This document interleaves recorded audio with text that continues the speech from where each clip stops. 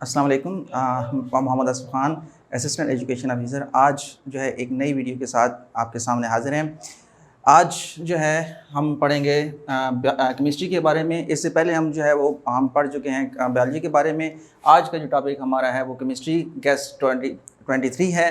आज अगर हम देखें तो हमारे पास जो कंटेंट्स हैं वो हैं fundamental of chemistry, structure of atoms, periodicity and structure of molecule, physical state of matter, solution, electrochemistry और केमिकल रिएक्टिविटी। यानी 8 चैप्टर्स हैं। 8 चैप्टर्स में से आपका पेपर बन के आएगा। अगर देखा जाए तो सबसे पहले अगर हम बात करें तो फंडामेंटल केमिस्ट्री की बात करें तो इसमें ज़्यादातर जो है वो डेफिनेशंस हैं। डेफिनेशंस में ब्रांचेस हैं, मिक्सचर्स है, उसके बाद एटम्स है, टाइप्स ऑफ मिक्सचर्स हैं, होमोजीनियस मिक्सचर्स, हेट्रोजीनियस मिक्सचर है। इसके अलावा जो है एटम और मॉलिक्यूल के माबैन डिफरेंसेस हैं जो कि लॉन्ग के अंदर भी आ सकते हैं और शॉर्ट के अंदर भी आ सकते हैं। इसी तरीके से मिक्सचर और कंपाउंड्स के अंदर वेरी इंपॉर्टेंट टॉपिक है, वो आ सकता है। इसके साथ अगर हम देखें तो केमिकल कैलकुलेशंस हैं जिसमें weight to weight, volume to weight और वॉल्यूम टू वॉल्यूम्स जो है डिफरेंट कैलकुलेशंस हैं। इनमें से एक ना एक लाजमी आती है, तो इसको आप नज़रअंदाज मत कीजिए। एवोगाड्रो नंबर और मोल, ये भी इंपॉर्टेंट है। गो इसकी डेफिनेशंस बहुत शॉर्ट सी है, बहुत माइनर सी है, लेकिन इट्स वेरी मच जो है वो इम्पोर्टेंट। इसके बाद हमारे पास है structure of atoms. Structure of atoms की बात करें तो ये पहले से भी ज़्यादा इम्पॉर्टेंट है, क्योंकि इसके अंदर हम अगर देखें तो हमारे पास थीरीज़ हैं जिसमें एटम्स के थीरीज़ हैं। एटम्स की जो पार्टिकल्स हैं, इलेक्ट्रॉन, प्रोटॉन और न्यूट्रॉन, उनकी कैरेक्टरिस्टिक्स हैं। और प्रोटॉन्स और जो उसमें जो है इलेक्ट्रॉन्स, इसमें कंपटीशन रहता है। कभी इलेक्ट्रॉन्स आ जाते हैं, कभी जो है वो प्रोटॉन्स आ जाते हैं। इसके बाद रदरफोर्ड जो है, रदरफोर्ड इसलिए भी इम्पोर्टेंट है कि इसके अंदर मुख्तलिफ़ किस्म के शॉर्ट क्वेश्चन भी बन जाते हैं और मुख्तलिफ़ किस्म के लॉन्ग क्वेश्चन भी बन जाते हैं। जिसमें अगर हम रदरफोर्ड की थ्योरी की बात करें, रदरफोर्ड की पोस्टुलेट्स की बात करें, रदरफोर्ड के यानी मफरूज़ात जो हैं या रदरफोर्ड की मुशाहदात, और इसके साथ साथ इसके ऊपर एतराज़ात के ऊपर भी एक सवाल आ जाता है। इसके बाद आइसोटोप्स, आइसोटोप्स की डेफिनेशंस, आइसोटोप्स की टाइप्स, और उसके साथ साथ जो है इसका इस्तेमाल जो है मुख्तलिफ़ फील्ड्स के अंदर। अगर हम बात करें तीसरे चैप्टर की तरह, तो तीसरे चैप्टर के अंदर हमारे पास प्रोडक्ट टेबल है, पेरियोडिसिटी ऑफ प्रॉपर्टीज़ हैं। प्रोडक्ट टेबल के अंदर जो है भी डेफिनेशंस ज़्यादातर हैं। इसमें जो मेन चीज़ है वो मॉडर्न प्रोडक्ट लॉ है और प्रोडक्ट प्रॉपर्टीज़, जिसके अंदर हम देखें तो हमारे पास शील्डिंग इफेक्ट है, एटॉमिक साइज़ है, आयनाइजेशन एनर्जी है, इलेक्ट्रॉन एफिनिटी है। इनकी ख़ास बात इनकी जो है तमाम अगर देखा जाए तो यहाँ पे हम बात कर रहे हैं पेरियोडिसिटी के बारे में। यहाँ पे जो है पेरियोडिसिटी के अंदर जो है अगर देखें shielding effect, atomic size, ionization energy, electron affinity, इसके अंदर जो बेसिक चीज़ हैं कि ये मुख्तलिफ़ किस्म के शॉर्ट क्वेश्चंस भी आ जाते हैं और लॉन्ग क्वेश्चंस भी आ जाता है।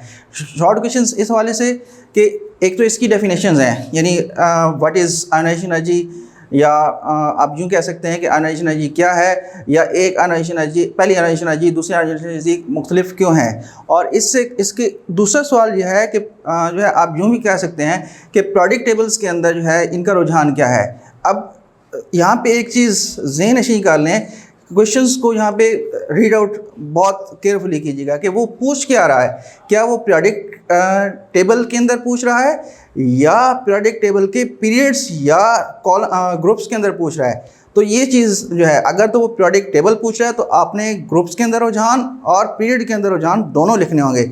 लेकिन अगर जो है आपने सिर्फ, आपके पास अगर सिर्फ वो पूछता है कि जी पीरियड के अंदर रुझान क्या है या ग्रुप के अंदर रुझान, तो वो इस तरीके से जवाब दीजिएगा।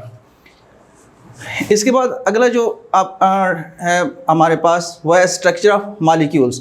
वाई डू एटम्स रिएक्ट, और ये बहुत क्रिटिकल क्वेश्चन है और अक्सर जो है ये जो है सवाल जो है वो गलत भी हो जाता है क्योंकि वो सही जवाब नहीं दे पाते। इसका जो आप अगर आप देखेंगे वाई डू एटम रिएक्ट, तो आपके चैप्टर का जो पहला पेज है उसी के अंदर इसका जो है जवाब है 2 से 3 लाइन के, एटम्स क्यों रिएक्ट करते हैं, एटम इस्तेकाम पाने के लिए रिएक्ट करते हैं। इसके बाद केमिकल बॉन्ड्स एंड टाइप्स, और इसके अंदर जो कोवेलेंट बॉन्ड है, आयनिक बॉन्ड भी इंपॉर्टेंट है, लेकिन कोवेलेंट बॉन्ड्स इसलिए कि कोवेलेंट बॉन्ड्स के शॉर्ट क्वेश्चंस बन जाते हैं, यानी single covalent bond, double covalent bond, triple covalent bond जो है। उसके बाद इंटरमॉलिक्यूलर फोर्सेस और उसमें hydrogen bonding is much important जो है। और अक्सर एक सवाल आ जाता है कि बर्फ़ पानी पे क्यों तैरती है, तो ये भी जो है नेचर ऑफ बॉन्डिंग, जिसमें आयनिक सॉलिड्स और कोवैलेंट सॉलिड्स के बारे में पूछा जा सकता है। इसके बाद अगर हम बात करें physical state of matters, physical state of matters के अंदर टिपिकल प्रॉपर्टीज़ हैं गैस, सॉलिड्स, लिक्विड्स की, और उसके अंदर जो लॉज हैं चार्ल्स लॉ और बॉयल्स लॉ। और बॉयल्स लॉ के अंदर या चार्ल्स लॉ के अंदर आजकल एक और क्वेश्चन आ जाता है, उसके एक्सपेरिमेंटल वेरिफिकेशन जो है।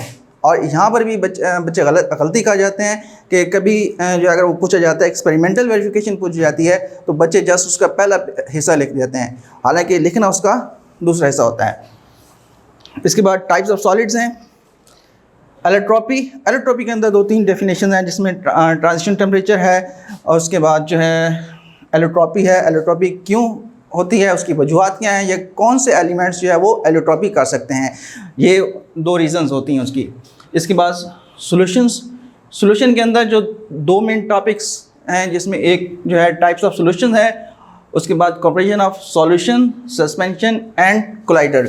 और इसके साथ इसका जो एक और है सॉल्युबिलिटी के बारे में, सॉल्युबिलिटी क्यों होती है, कैसे होती है, उसका जो एक पूरा टॉपिक है वो शॉर्ट के अंदर भी पूछा जा सकता है और लॉन्ग के अंदर भी जो है।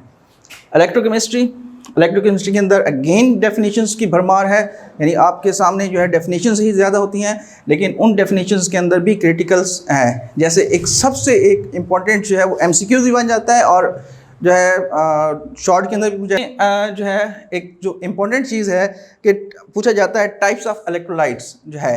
अब टाइप्स ऑफ इलेक्ट्रोलाइट्स 2 हैं वैसे वहाँ पे, यानी कि अगर देखा जाए तो लिखे हुए 3 लिखे हुए होते हैं तो समझ लगती है कि ये 3 है, लेकिन असल में टाइप्स ऑफ इलेक्ट्रोलाइट्स 2 हैं, वीक और स्ट्रॉन्ग इलेक्ट्रोलाइट्स।